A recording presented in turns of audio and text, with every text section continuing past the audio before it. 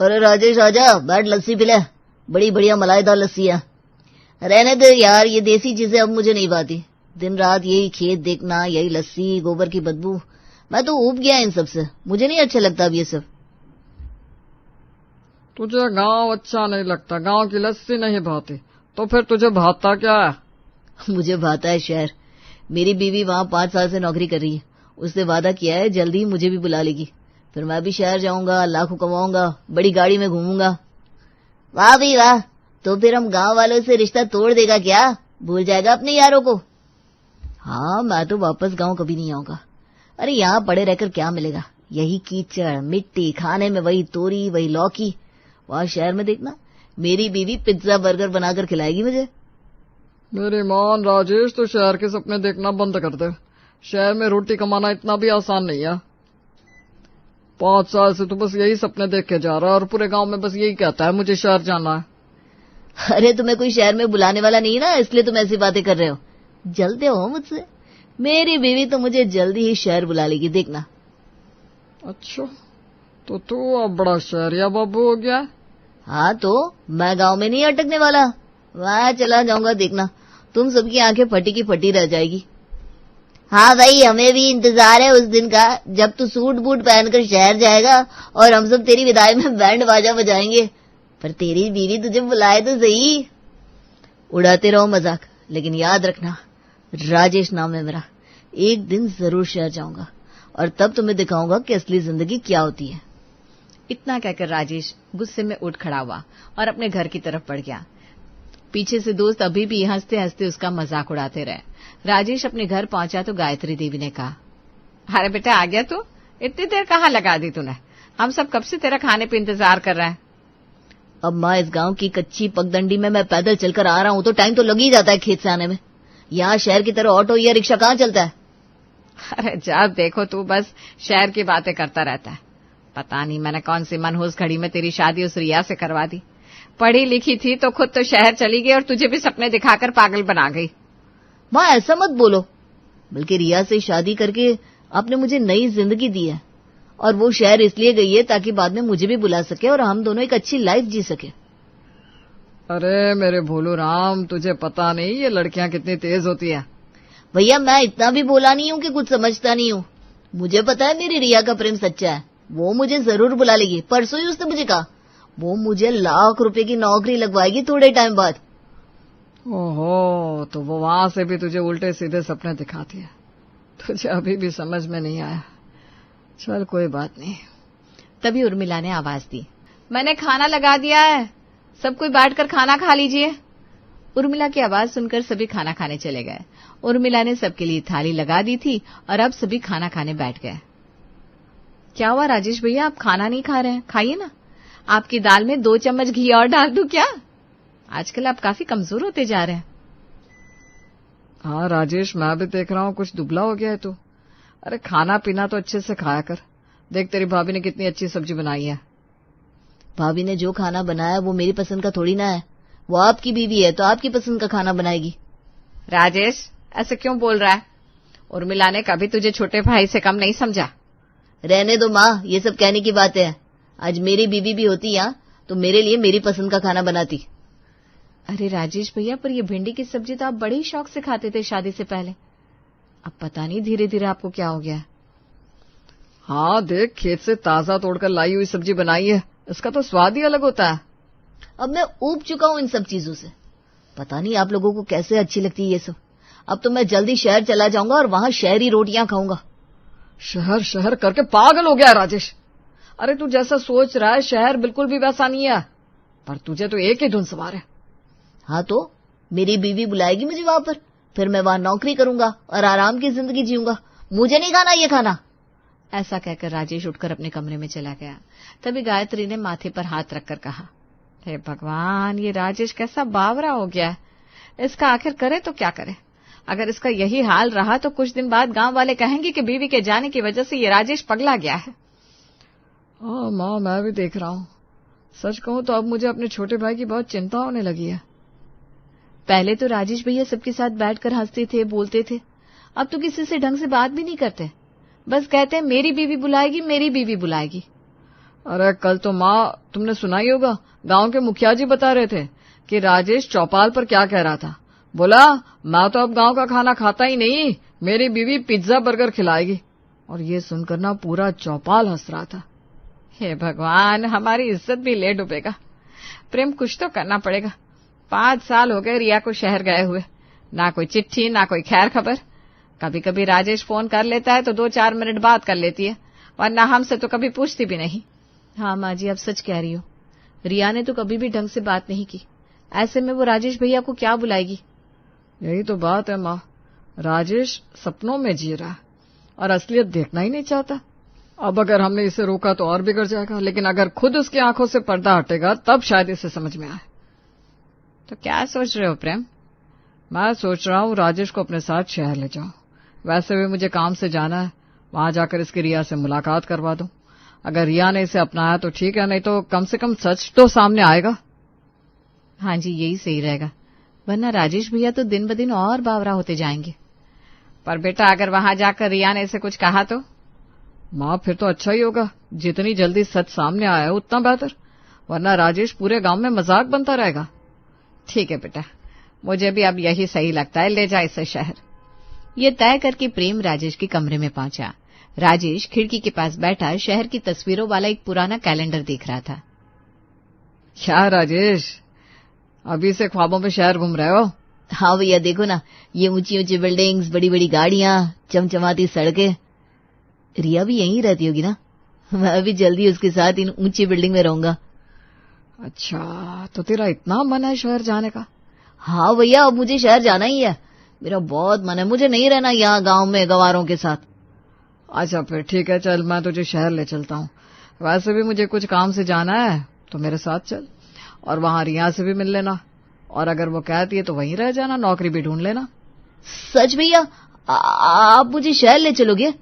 हाँ भैया, चल अब जल्दी जल्दी सामान बांध लो, हम आज ही शहर के लिए निकलेंगे। मैं 2 दिन शहर में ही रहने वाला हूँ। ठीक है भैया, 2 दिन बाद आप अपने गांव लौट आइएगा, मैं तो वहीं रहूंगा। मेरी रिया मुझे लाखों की नौकरी भी दिलवाएगी, देखना मेरे दिन अब बदलने वाले हैं। ठीक है भाई, चल अब जल्दी से तैयारी कर ले, हम थोड़ी देर में निकल रहे हैं। मैंने ट्रेन की टिकट्स भी बनवाने को कह दी थी भोले से। राजेश की खुशी का ठिकाना न रहा, वो मन ही मन सोच रहा था, आखिरकार मेरा सपना पूरा होने वाला है।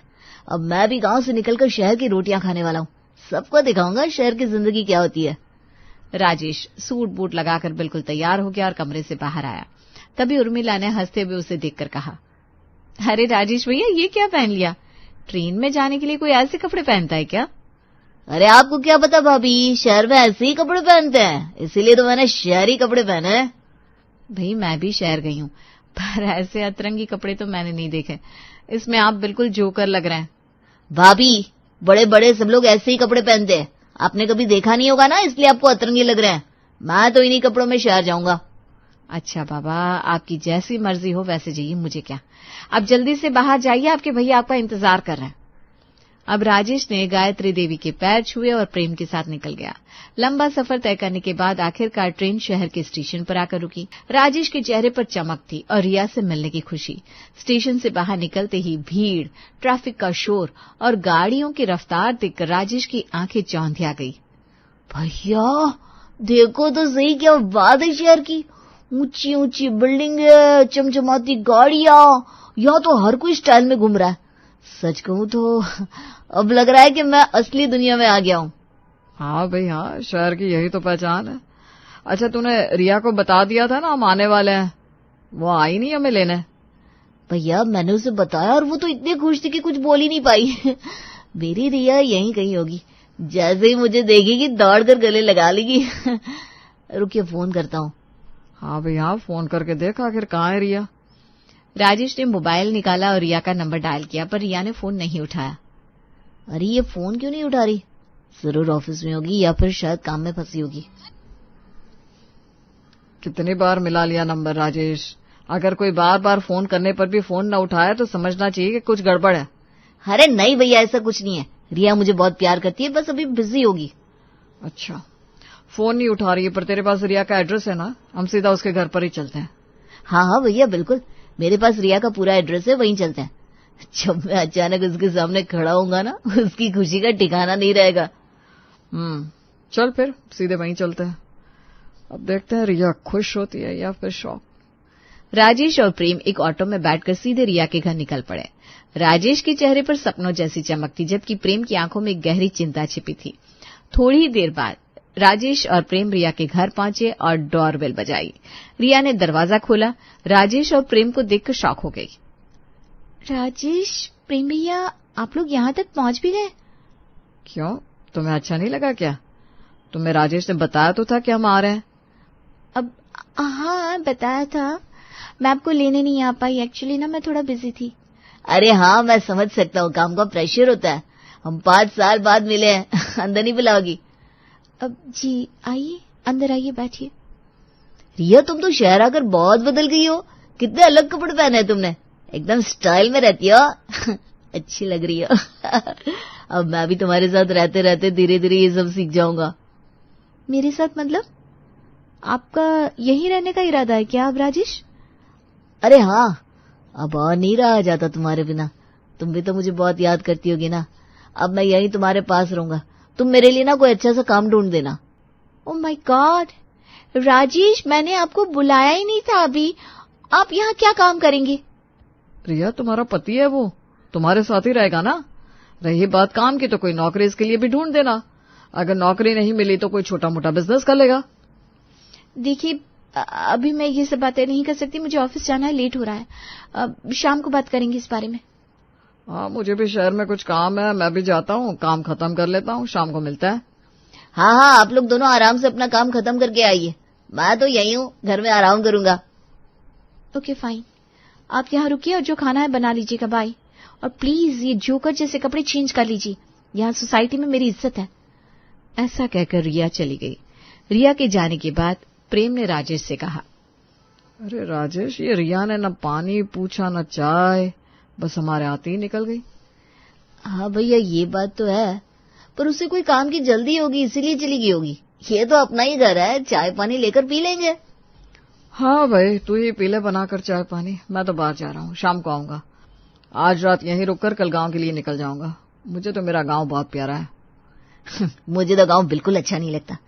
देखो ना, यहाँ कितने अच्छे घर है, यहाँ गोबर की बदबू भी नहीं है, और यहाँ मेरी रिया है। हाँ बेटा, अभी तो तुझे गांव का सब कुछ बुरा ही लगेगा। चलो कोई बात नहीं, अब मैं जाता हूँ, शाम को मिलूंगा। ऐसा कहकर प्रेम भी चला गया। अब राजेश रिया के घर में अकेला था। पूरा घर देखने के बाद अब राजेश ने फ्रिज में रखी पेस्ट्री निकाली और खाई और फिर चैन से सो गया।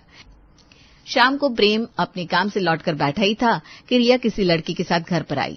अरे रिया, तुम आ गई? अरे ये कौन है तुम्हारे साथ? ये मेरे ऑफिस का फ्रेंड है, अरमान। हम दोनों साथ में काम करते हैं और मेरे साथ यहीं रहता है। ओह अच्छा, नमस्ते भाई साहब, मैं राजेश, रिया का पति। जी नमस्ते। अरे राजेश, ये अरमान रिया के साथ यहाँ इसी फ्लैट में रहता है क्या? तुम्हें जरा भी प्रॉब्लम नहीं है? तुमने कोई सवाल नहीं पूछा?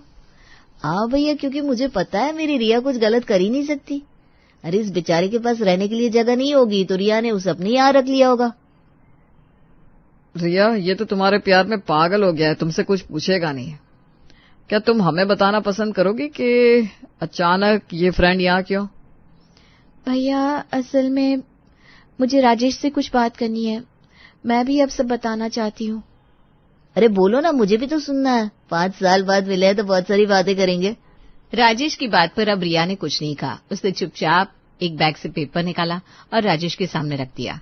ये लीजिए, इन पर साइन कर दीजिए। ये क्या है? किस चीज के पेपर है? अरे राजेश, ये तो डिवोर्स के पेपर है। डिवोर्स? ये मजाक है ना? इतने साल बाद जब हम मिले तो तुम ये कागज लेकर खड़ी हो। क्या हुआ तुम्हें? तुम मेरे साथ प्रैंक कर रही हो ना? ये मजाक नहीं है राजेश, मुझे सच में आपसे डिवोर्स चाहिए। पर क्यों? अगर तुम्हें अलग होना ही था तो पहले बता देती। 5 साल से मेरे भाई को सपनों में क्यों उलझाए रखा? मैंने कोई सपने नहीं दिखाए भैया। मैंने अपनी जिंदगी अपने हिसाब से जी है, और सच यही कि मैं राजेश के साथ नहीं रह सकती। मैंने तो इन 5 सालों में इन्हें एक बार भी फोन नहीं किया, यही बार बार मुझे कॉल किया करते थे। क्यों रिया, मैं गंवार हूं? सिर्फ इसलिए तुम मेरे साथ नहीं रह सकते कि मैं गांव का हूं? हाँ राजेश, यही सच है, तुम गंवार हो। मैं शहर में पढ़ी लिखी हूँ, अच्छी नौकरी करती हूँ। मुझे एक ऐसा पार्टनर चाहिए जो मेरे लेवल का हो, न कि कोई जो गांव से सिर्फ सपने लेकर आया हो। रिया, मैं तुमसे प्यार करता हूँ, मुझे पैसों से लेवल से कोई मतलब नहीं है, मैं तुम्हारे साथ रहना चाहता हूँ। सिर्फ प्यार ही काफी नहीं होता राजेश, और सच कहूं तो मैं अरमान से प्यार करती हूँ। हम दोनों शादी करना चाहते हैं। राजेश जी, मैं जानता हूँ ये सुनना आपके लिए आसान नहीं है, लेकिन रिया और मेरी जिंदगी का फैसला यही है। तो मतलब 5 साल से मैं बेवकूफ बनता रहा, गांव वालों से लड़ता रहा, भाभी के हाथ के खाने की बुराई करता रहा, बस इस उम्मीद में कि रिया एक दिन मुझे बुलाएगी और तू या किसी और की होगी। राजेश, अब जब रिया तेरे साथ नहीं रहना चाहती तो तू भी इस रिश्ते को जबरदस्ती मत निभा। साइन कर दे और इसे आजाद कर। प्रेम के कहने पर राजेश ने पेपर्स पर साइन कर दी। रिया ने राजेश के हाथ से पेपर लेते हुए कहा, थैंक यू, अब सब आसान हो जाएगा। वैसे खाना खाकर ही जाना, आखिरी बार साथ बैठकर डिनर कर लेते हैं। अब खाने की कोई जरूरत नहीं है, मेरा पेट तो तुम्हारे इस धोखे से ही भर गया। ये कहकर राजेश उठकर बाहर निकल गया। प्रेम भी बैग उठाकर उसके पीछे चल देता है। बाहर आकर प्रेम राजेश से कहता है, राजेश, ऐसे उदास क्यों होता है भाई? चल अपने गांव चलते हैं, अब अपना घर बसा। भैया, मैं गांव कैसे जाऊं, किस मुंह से जाऊं? मैंने तो सबके सामने कहा रिया मुझे शहर बुलाएगी, मेरे लिए नौकरी दिलवाएगी, मैं शहर की रोटी खाऊंगा। सबके लिए मजाक बन गया भैया मैं। अरे पगले, सुबह का भूला अगर शाम को घर लौट आए तो उसे भूला नहीं कहते। वहां कोई तुझसे सवाल नहीं करेगा। हाँ भैया, अपना गांव बहुत अच्छा है, मुझे भाभी के हाथ की गांव की सब्जी की बहुत याद आ रही है। हाँ, गांव की रोटी और गांव की सब्जियों में ही असली स्वाद है, वही असली जिंदगी है भाई। तू चल मेरे साथ। राजेश आंसू पोंछता है और दोनों भाई चुपचाप स्टेशन की ओर चल पड़ते हैं। कभी गांव को तुच्छ समझने वाला राजेश अब जान गया था कि असली खुशी शहर की रोटी में नहीं, बल्कि गांव की सब्जियों और अपनों के प्यार में है।